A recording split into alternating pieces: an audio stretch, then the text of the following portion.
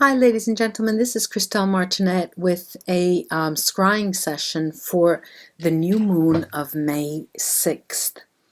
And it's especially interesting for me because, well, aside from all over the world, the festivities that happen in May because of what the month represents,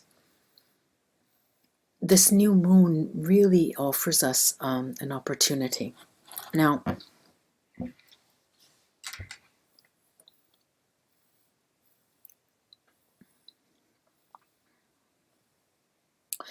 of course, for each of us, it will be different, slightly, obviously. But there is a common element to us all. There is a common element in the way we react to certain stimuli. You are able to single out a number of flashes. There's a flash of energy, there's a flash of light, there's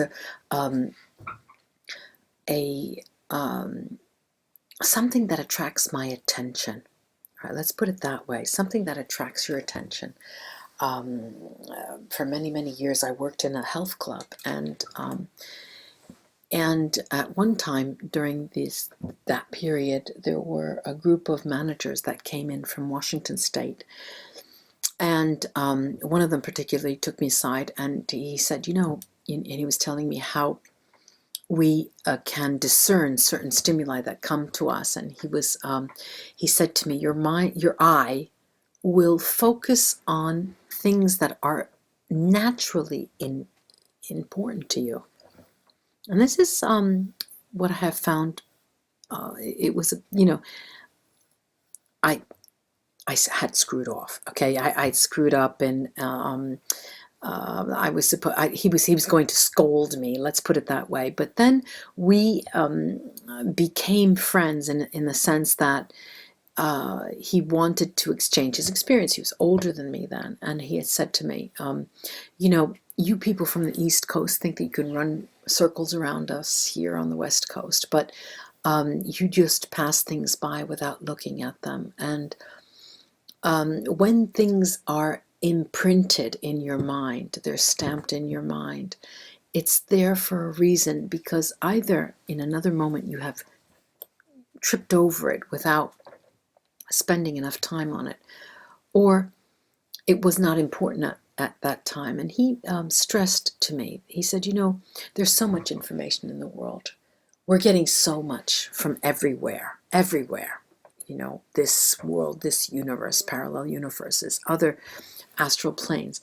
And what's interesting is, if your mind can discern something that is of interest to you, it will bring you so much wealth. It will bring you so much information that will then seemingly link to other bits of information that you have, and make a picture for you. It will create a story for you. It will make things understood that were otherwise not understood.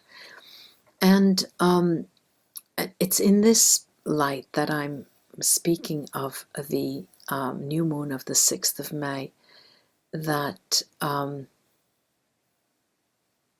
well, of course, okay, all right, I'm going to say it's a beginning. It is a beginning. The new moons are the beginning of something. But for those of us who, and I'm including myself in it because it's, I'm a reader, so I'm giving you the information. For those of us who don't see it as a beginning, see it as a prolonging of something that just never comes to a head, the information here, the invitation here is to turn around and look at it in a different way. Either that, you can choose to take, those, you can take those razors and you can decide to slit your wrists. You can take that gun and put it to your head, or you can imagine a world without you, and how all of your bills will just be magically brought forth and paid by someone else. And you know, those of us who take on so much responsibility are overburdened by the responsibilities. And then, of course, there are other people who, you know, make us feel like we're tipping and towing through the tulips, when in truth there should be a shared responsibility. You know, we should all be in these tulips. We should all exchange our stories, because the stories are so important to each other. Now, okay, let's leave aside that small little soapbox that was you know, a sort of parentheses that my mind went down. And you know, there is something to be said about I don't know how to communicate to you the importance of having a crystal in your midst, where you live, near you, in your pocket, in your handbag, always with you.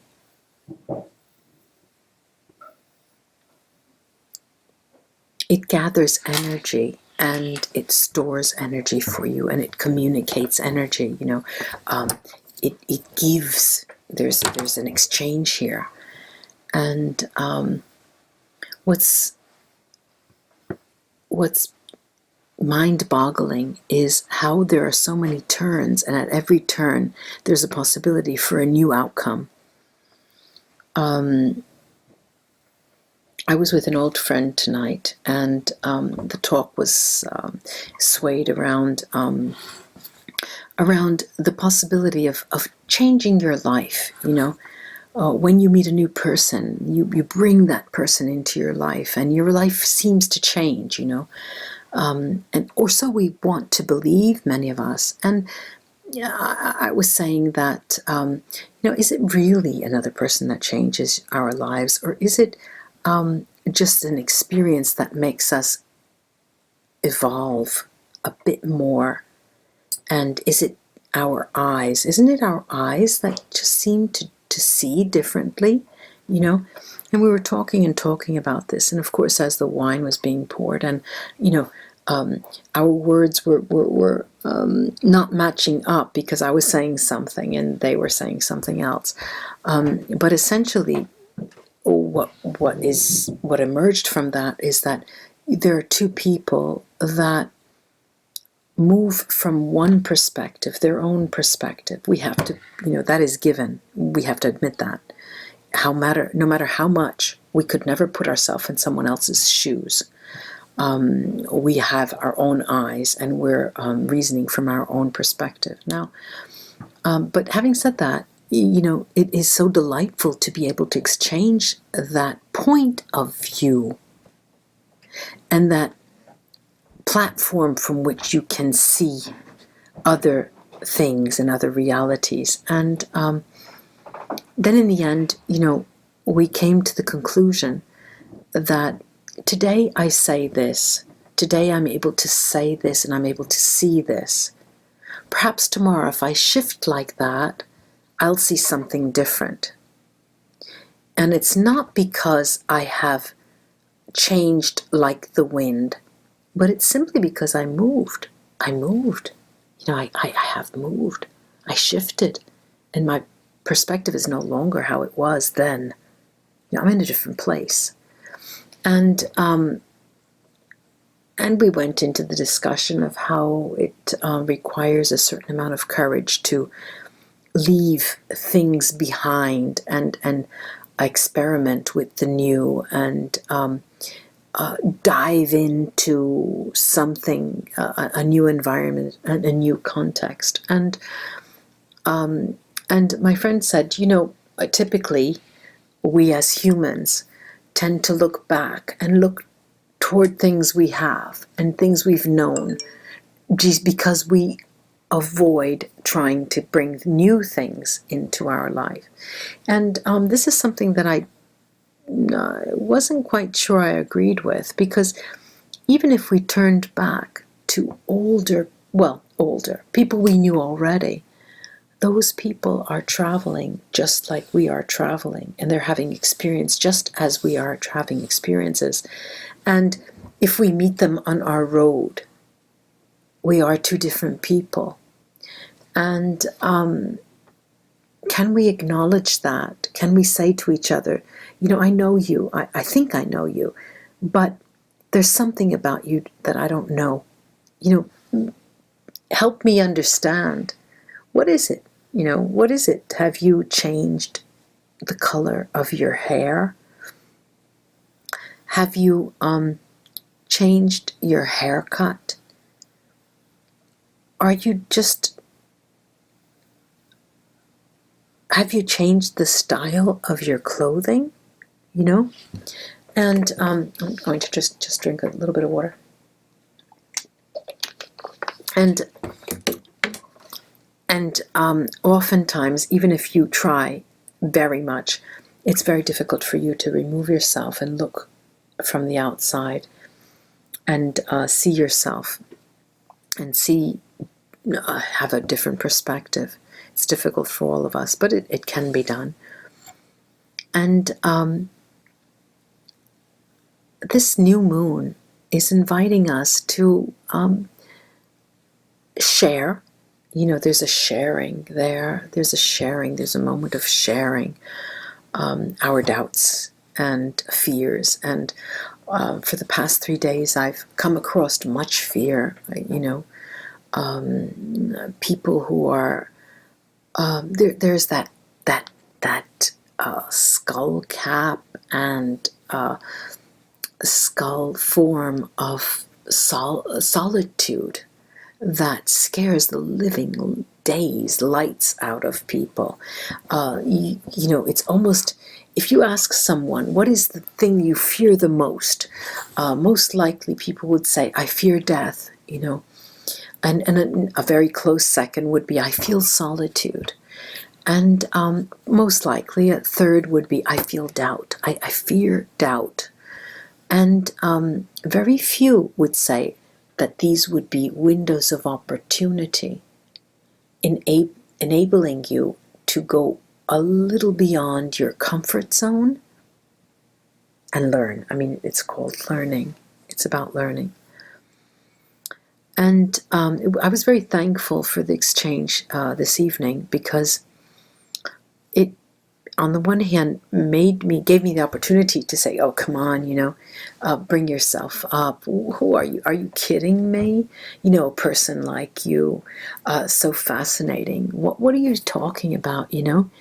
But then on the other hand, I saw that there is no outer exterior semblance. There's no exterior look or feel or texture that makes someone more resilient to fear. No, it's shared in like quantities to all humans. We all fear, all right? We all fear. But there is a different way of engaging with fear. A lot of people engage with it as a challenge. A lot of people engage with it as a burden, you know. And I think the trick is to find an easy medium between the two and find what works best for you in terms of how much of a burden can I hold, and how, you know, where do I strive to you know, lighten my load. And it was an interesting exchange on the one hand, but then a very sad, you know, I got this sad exchange because, you know, I'm quite fearless in the sense that I'm sort of naive as well, that I have no fear sometimes. I just don't have any fear where I should really. And then at the other, in other instances, I seem to jump in where others just, you know, not dare go, almost as if I would be requesting a challenge. The dog, my dog, Tyson.